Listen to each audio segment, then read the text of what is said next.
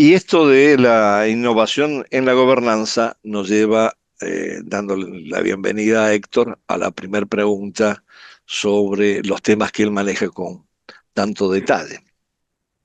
Estamos frente realmente a una crisis de la gobernanza global en distintos aspectos, pero en particular en lo que se refiere al ámbito financiero y comercial. Bueno, gracias por invitarme, Andrés. Estamos en una situación de quiebre de todos los órdenes, del orden internacional de posguerra, claramente. Eh, a nivel comercial es muy claro porque el país que, digamos, el principal arquitecto del sistema de reglas de comercio, en este caso hablando de posguerra, que fue el GATT y después fue la Organización Mundial de Comercio, se transformó en eso, ¿va? Fue Estados Unidos, obviamente. Y hoy es el principal disruptor de ese sistema. Con lo cual, estamos pasando realmente de un sistema de reglas muy imperfecto, reglas que a veces se cumplían, a veces no, pero daban alguna predictibilidad, a un sistema de deals, de negocios bilaterales, básicamente. O sea que estamos dejando un sistema de reglas imperfecto, como dije, y ahora pasamos a algo que no, yo te diría que es un desorden más que un nuevo orden mundial. Particularmente porque el que genera esto y el que maneja básicamente los acuerdos bilaterales o la capacidad de cumplir con esos acuerdos es nada menos que el presidente de Estados Unidos. Y si bien, digamos, muchos se quejan de eso, lo cierto es que cuando Estados Unidos viola esas reglas y levanta los aranceles, hay un gran interés de los ministros de Comercio, del secretario de Comercio o ministro de Economía, de conseguir accesos preferenciales a ese principal mercado del mundo que sigue siendo Estados Unidos. Y esos acuerdos preferenciales se hacen en abierta violación de una de las reglas más básicas de la Organización Mundial de Comercio y del sistema de reglas, que era el trato de nación más favorecida, que básicamente lo que quiere decir es cualquier concesión que se hace entre dos socios que no sean parte de un mismo mercado común o de una zona de libre comercio, porque esa es la gran excepción, debe ser trasladada automáticamente a todos los demás. Nada de eso está pasando, hay un fuerte quiebre. Y la pregunta que me hago, y no tengo una respuesta, pero todo parece indicar que eso no queda en la parte comercial, es si esa fractura geoeconómica que vemos en la parte comercial también se puede trasladar a una fractura en materia monetaria y financiera. Eso no tiene por el momento respuesta, pero todo parece indicar, bueno, el dólar sigue siendo claramente la moneda más importante, el activo de reserva más importante del mundo, pero está perdiendo esa calidad y la gran diferencia es que ahora sigue siendo eso simplemente porque no hay alternativa. Hasta hace un par de años, el dólar era la moneda más importante del mundo, no solo porque no había alternativa, sino nadie buscaba en realidad esa alternativa. Básicamente, no era porque todavía no se puede reemplazar, sino porque Estados Unidos tenía la economía más abierta del mundo, la más transparente del mundo, un sistema judicial independiente, eficiente en la defensa del cumplimiento de los contratos y un mercado financiero el más profundo del mundo. Bueno, todo eso está hoy cambiando. Hasta ahí tendría que mi respuesta inicial. Ahora, digamos, señalando, retomando tu planteamiento acerca de la fractura geoeconómica que afecta no solamente lo comercial, sino también lo financiero, aquí hay una pregunta, hay también una fractura geopolítica que se articula o no con la geoeconómica. Y la geopolítica nos lleva a pensar de que pareciera que surge una serie de mecanismos alternativos al sistema de Bretton Woods en el ámbito asiático, particularmente a partir del desplazamiento, digamos, de la economía mundial hacia el Asia, Y que ahí la gran pregunta es hasta qué punto no se está produciendo una especie de globalización paralela frente a la que desaparece en Occidente en función de todo lo que acabas de decir. Eh, la palabra globalización es un término que puede interpretarse de formas diferentes. Yo no creo que la globalización como interdependencia económica es fundamentalmente la que está mutando de ser considerada, digamos, esta interdependencia económica como una garantía de paz, Mm, por lo menos entre las grandes potencias, mm, a una situación que genera vulnerabilidad. Eh, Déjame aclararle a la audiencia algo porque me parece un ejemplo bastante, una cosa bastante interesante. Hasta hace unos años, pongamos, nada cambia de un día para el otro, pero básicamente la gran crisis financiera del 2008. China, que es la potencia emergente y que se ve a sí misma como una potencia emergente, la superpotencia emergente, eh, tenía y sigue teniendo todavía superávit de cuenta corriente muy importantes. Superávit de cuenta corriente, para darte una idea, equivalentes más o menos al 8% de su producto todos los años. No era el único, también estaba Alemania por otras razones. ¿Qué hacía China con ese superávit? ¿Qué lo invertía? Bueno, curiosamente, compraba títulos del tesoro, mm, fundamentalmente, no solo, pero fundamentalmente títulos del tesoro americano. Es decir, promesas de flujos financieros futuros emitidos por la potencia que ellos veían como decadente y claramente su rival. Esa situación tan anómala de tener una potencia emergente ahorrando en promesas de la potencia que ellos veían como decadente, eh, además de la curiosidad, generaba cierta tranquilidad. La tranquilidad de estar frente a rehenes mutuos. Bueno, eso ya no pasa. China está reduciendo enormemente la participación de los bonos del Tesoro americano en sus reservas internacionales.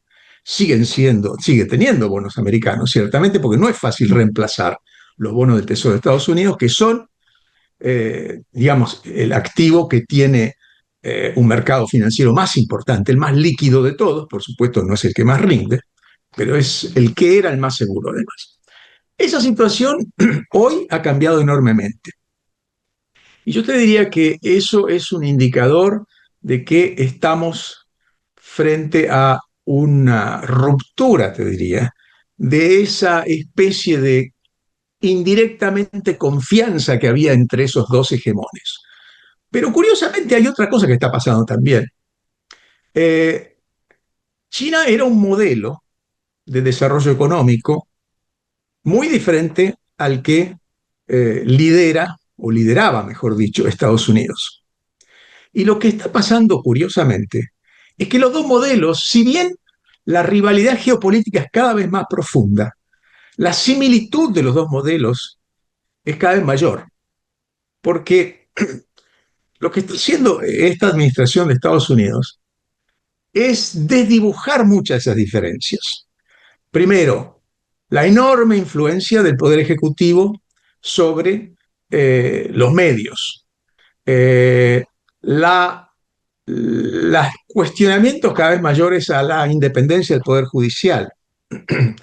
Eh, el hecho de que eh, el Estado, como institución, tiene cada vez más influencia en las decisiones corporativas, algo que era normal en China. De hecho, si yo tuviera que definir una de las características, probablemente la más importante del modelo chino, es que no se sabe qué es Estado y qué es privado, dónde hay una frontera entre una cosa y la otra. Acordémonos que el Partido Comunista Chino tiene representantes en el directorio de todas las empresas importantes chinas. Con lo cual, no está claro cuál es un interés político, cuál es un interés comercial. Bueno, Estados Unidos tenía un modelo totalmente diferente. Esta administración está adquiriendo características chinas, es decir, está influyendo enormemente en las decisiones corporativas, no solo a través de regulaciones, también a través de subsidios, hasta compra empresas. Con lo cual, Yo te diría que es una situación extremadamente paradójica de que, por un lado, se profundiza la grieta geopolítica y, por el otro Mm. lado, se acercan los modelos. Bueno, en realidad habría que ver en función de las dinámicas domésticas respectivas desde el punto de vista político, hasta qué punto esa convergencia o similitud de modelos es sostenible, porque, a ver, hay una dinámica política en Estados Unidos que puede generar un cambio significativo, no sé si en las próximas elecciones del medio término o las próximas elecciones presidenciales. Es decir, en eso sí hay una diferencia sustancial con el modelo más vertical, meritocrático del Partido Comunista en China. Pero sí es interesante la observación que estás haciendo en términos del papel del Estado. Evidentemente, sí es creciente el papel del Estado, independientemente de quiénes son los que están manejando ese Estado, en el caso de China y en el caso de Estados Unidos. Ahora, esto me lleva a otra pregunta, dada esa similitud, pero también porque la mencionaste antes, y hablamos de desdolarización. Lo asomaste como tema en algún momento. Estamos Sí. viendo que se ha incrementado de nuevo en el ámbito asiático y euroasiático el intercambio en monedas internacionales, nacionales, perdón, en detrimento del uso del dólar. Esto se asocia a su vez con todos estos movimientos financieros que se están dando y a otro elemento importante que quería mencionar y me parece que hay que tener en cuenta, y es la aparición de mecanismos de financiamiento a nivel internacional diferentes a los del sistema de Bretton Woods. Estamos hablando del Banco Asiático de Infraestructura, estamos hablando del Banco de Desarrollo de los BRICS. No sé hasta qué punto eso va a funcionar o no, por el momento está funcionando, y todo esto está generando un entorno en donde pareciera que la primacía del dólar va perdiendo fuerza sin que haya todavía un sustituto, claro, ¿no? Muchos apuntan al yuan, pero eso habría que ver. No estamos frente a eso, evidentemente. Entonces, ¿cómo ves este proceso? Bueno, déjame primero decir, tomar una palabra que mencionaste antes y que es muy interesante. Nada de todo esto que estamos viendo es sustentable, y mucho menos, yo creo, el modelo chino. China, hay que recordar, ahorra anualmente el 45% de su producto, más o menos. Si no es el 43, es el 44, el 45 está por ahí, anualmente. Y como tiene la cuenta capital cerrada, mayormente, es decir, una familia china no puede comprar acciones en Londres o Nueva York, y las inversiones chinas en el exterior son aprobadas por el Estado, preaprobadas por el Estado. De modo que si vos tenés anualmente un ahorro de tu ingreso, me refiero, imagínate vos, Andrés, que eh, anualmente vos podés ahorrar el 45% de tu ingreso, pero lo tenés que invertir en tu casa o en tu compañía. Bueno, evidentemente la demanda tiene que crecer, porque si no vas a una crisis de sobreinversión, claramente. ¿Qué haces invirtiendo 45% todos los años en tu compañía? Es decir, si el mercado no crece, está muerto. O sea, vas a una crisis de sobreinversión. Bueno, ese es el problema del mundo, que China necesita un mundo que absorba ese exceso de ahorro que tiene. Y Trump, por supuesto, lo sabe. Con lo cual, esta intención de cada acuerdo bilateral que negocia Trump, de poner eh, limitaciones a China, básicamente, porque dentro de las cláusulas siempre hay algo que es de-risking China, siempre es para sacar a China del medio, es delicado. Él obviamente sabe que le pega en el lugar donde más le duele. Y el mundo, a su vez, tiene un gran problema porque buena parte de las exportaciones chinas, o sea, China necesita exportar para poder absorber ese 45% de capital, de ahorro anual. Hasta ahora, buena parte era inversión en infraestructura, Ajá, está claro. sobreinvertida. Ujú. Y hay lo que los europeos llaman una sobrecapacidad de producción china. Alguien tiene que absorber todo eso. Es decir, la palabra sustentable es clave en todo lo que estás diciendo. No hay sustentabilidad en lo que está pasando hoy. Esto se tiene que resolver para un lado o para el otro. El modelo chino tampoco es sustentable. Salvo que las familias chinas decidan consumir más. Eso es parte de un cambio cultural Ujú. que, como cambios culturales, tardan.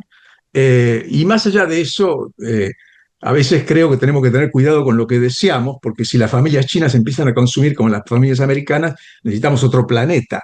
No alcanza Acá. eh, el medio ambiente a absorberlo. Así que esas son mis observaciones. Si querés, para y ejemplificar esto que digo, déjame también contarte una anécdota.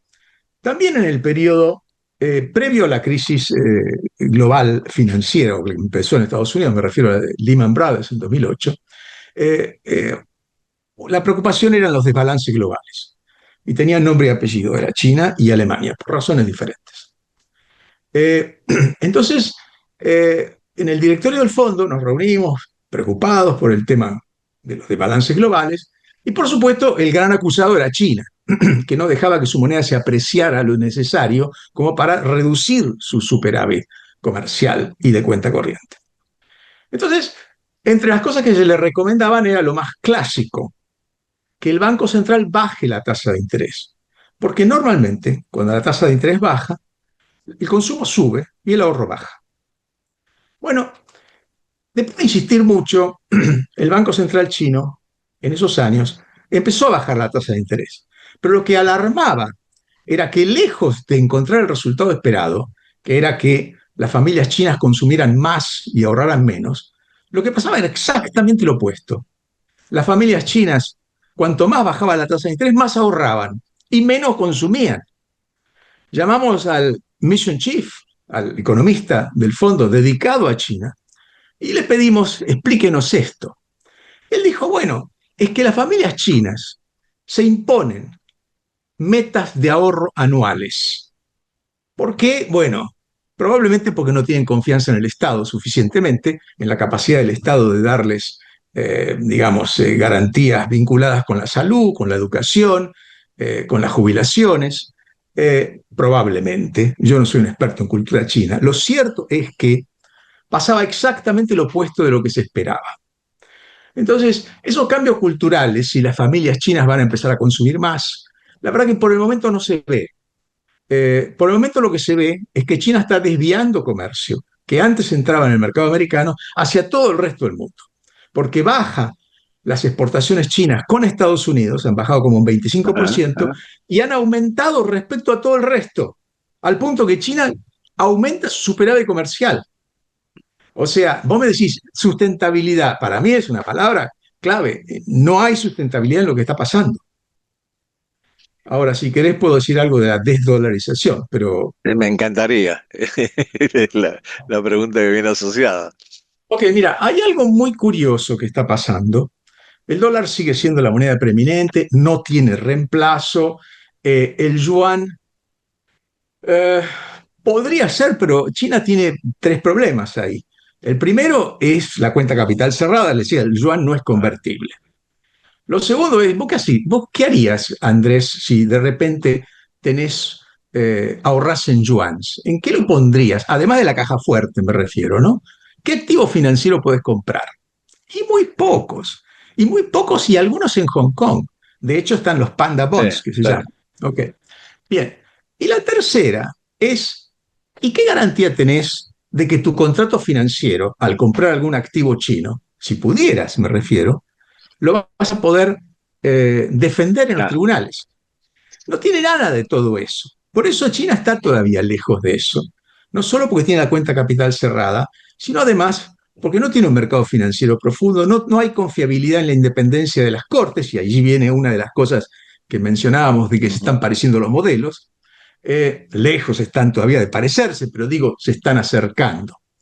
De modo que yo te diría que por el momento el yuan no es una alternativa creíble a esto. Aunque China, yo creo que no va a darnos una sorpresa abriendo la cuenta Ujú. capital y haciendo que el yuan sea convertible. Si algo son los chinos, son prudentes y van poco a poco probando el agua.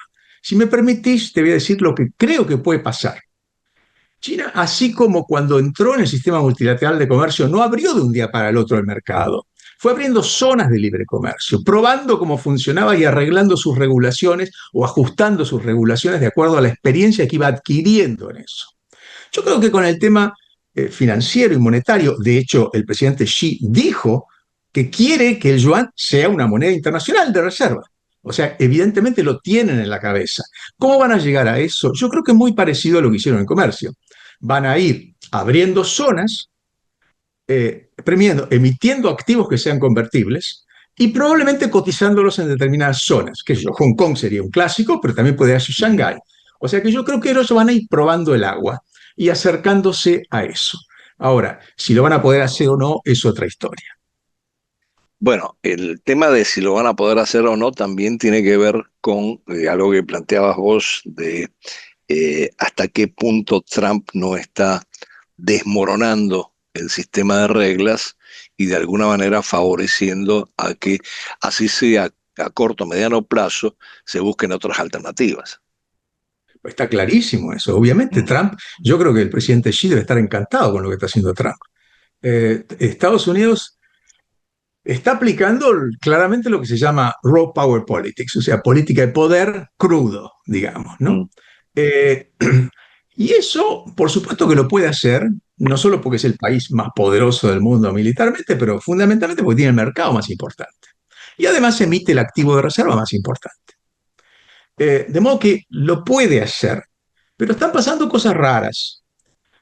Primero y principal, nunca hubo tanto hedging respecto al dólar. Réase, nunca los inversores internacionales tuvieron tanta preocupación por cubrirse respecto a un cambio en la cotización del dólar o un cambio en las políticas monetarias de Estados Unidos.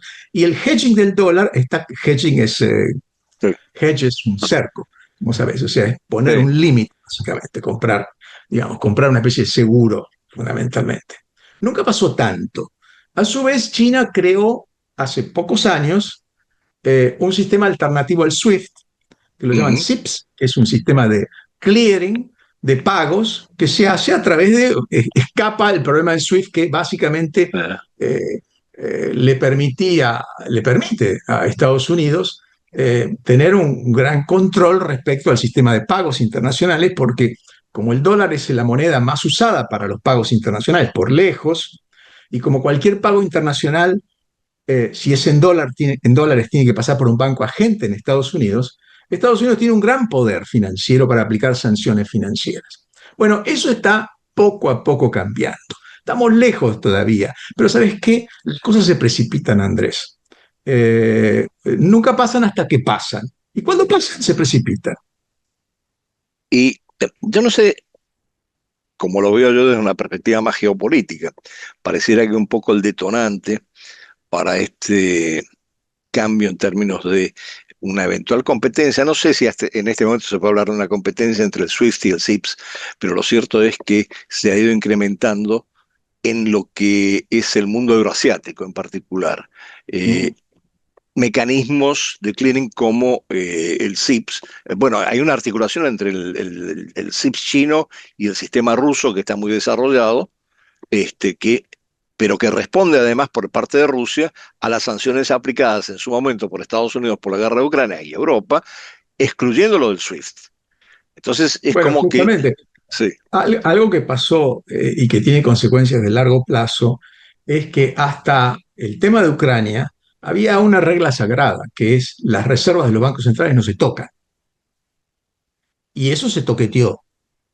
Y esa virginidad pasó.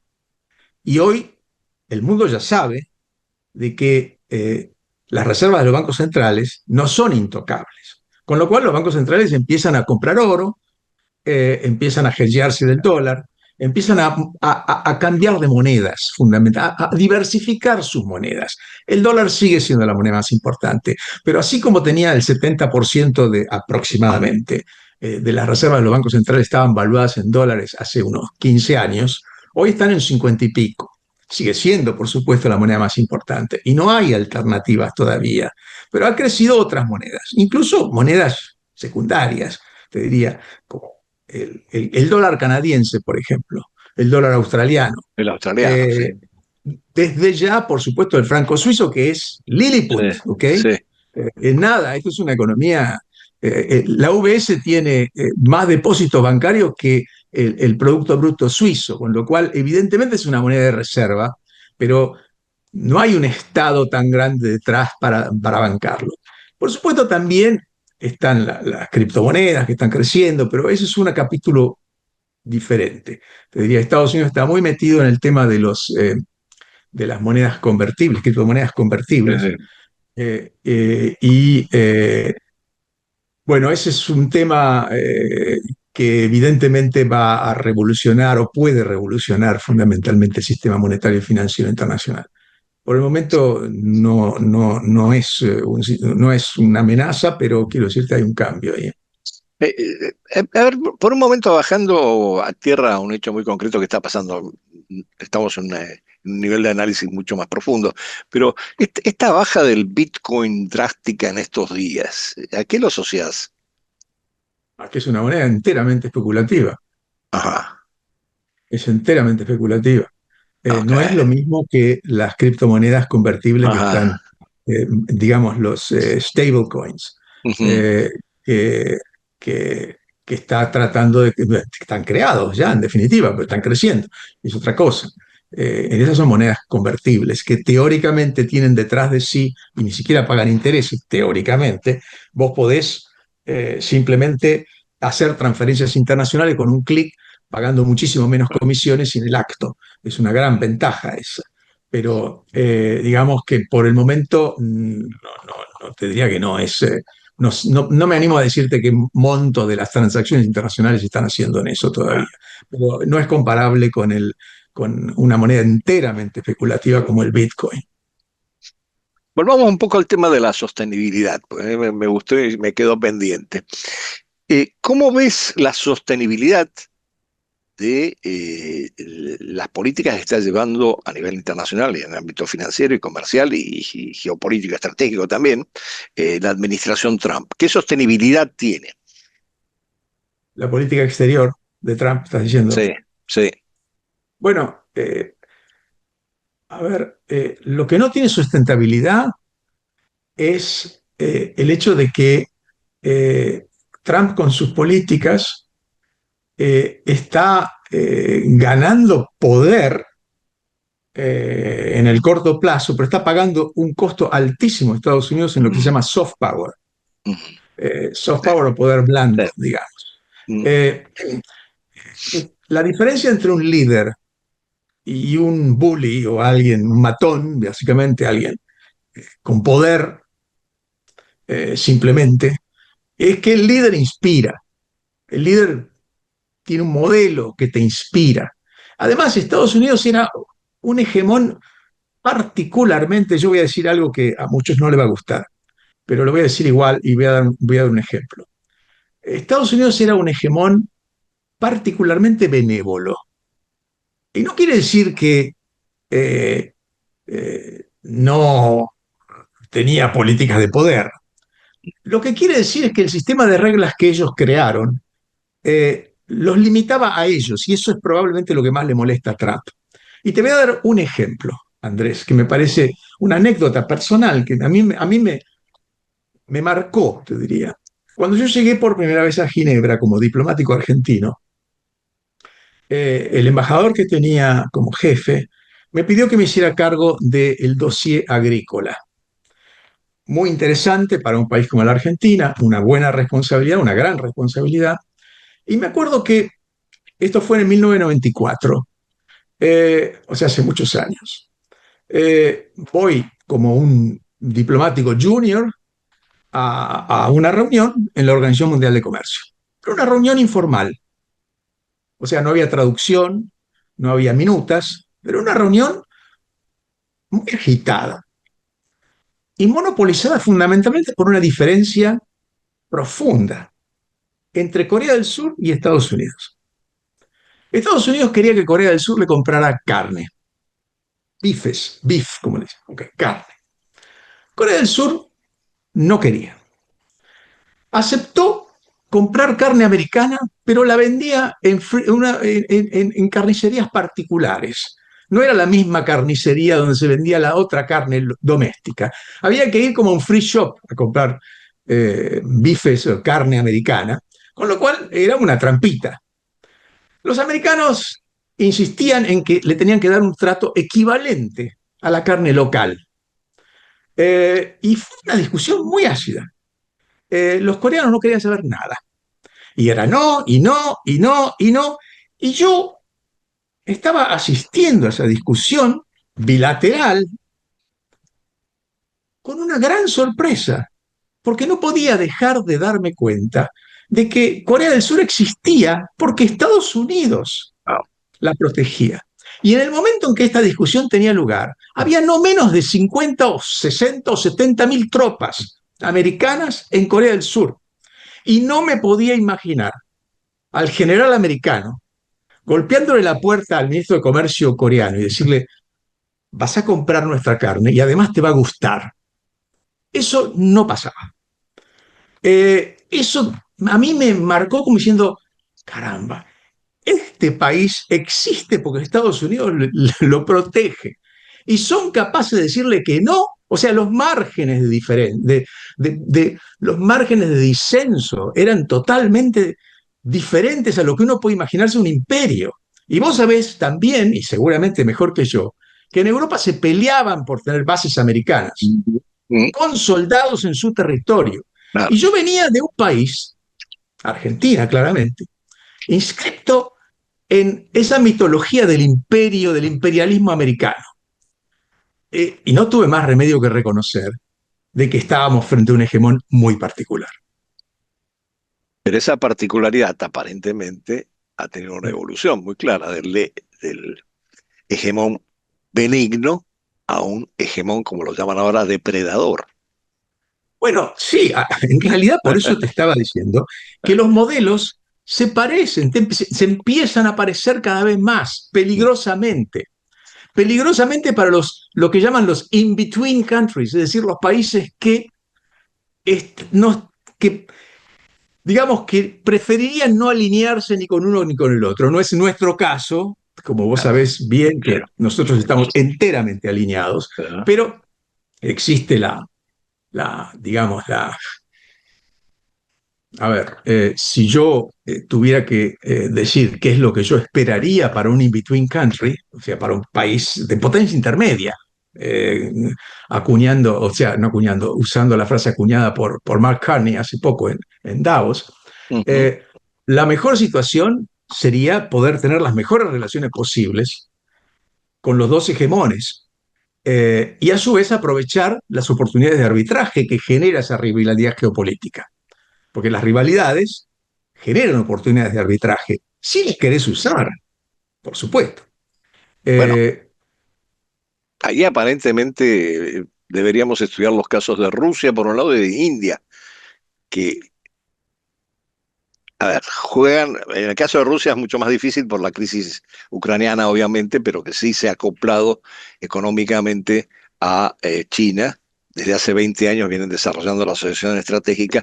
No sé si a favor o no de Rusia, esa es otra pregunta. Y el otro caso es la India, que mantenía esa herencia del no alineamiento y que parece que últimamente está derivando cada vez más a un vínculo más estrecho desde el punto de vista comercial con Estados Unidos, ¿no? mm, bueno, sí, yo creo que, bueno, el caso de India son dos potencias nucleares que vos estás hablando, Sí, sí. no me compararía en lo más mínimo, mucho menos con el caso ruso, que además conozco poco. El caso de la India es un caso en el cual vos viste que Estados Unidos tuvo que dar marcha atrás. Primero le impuso sanciones, Eh, después llegaron a un acuerdo comercial que los indios lo presentan como una gran victoria. Y ciertamente yo creo que tiene que ver con efectivamente empujar a la India hacia el campo opuesto sería gravísimo en este caso. Pero yo te diría que son casos diferentes. Nosotros estamos en el hemisferio ah, occidental, en fin, tenemos menos margen de maniobra, pero eso no quiere decir de que no existan oportunidades de arbitraje. Eh, por supuesto hay líneas rojas, hay cables de alta tensión. pero no todas son líneas rojas. Los cables de alta tensión son claramente todo lo que tiene que ver con seguridad, temas militares. Eso es otra historia. Me refiero respecto a relaciones comerciales, fundamentalmente monetarias, financieras, políticas también, si querés. Héctor, lamentablemente se está acabando el tiempo. Me encantaría seguir conversando sobre estos temas. Quizás vamos a hacerlo más adelante en algún momento que estés disponible. Te agradezco muchísimo el tiempo dedicado a esto. Creo que fue muy clarificador en muchos sentidos para mucha gente.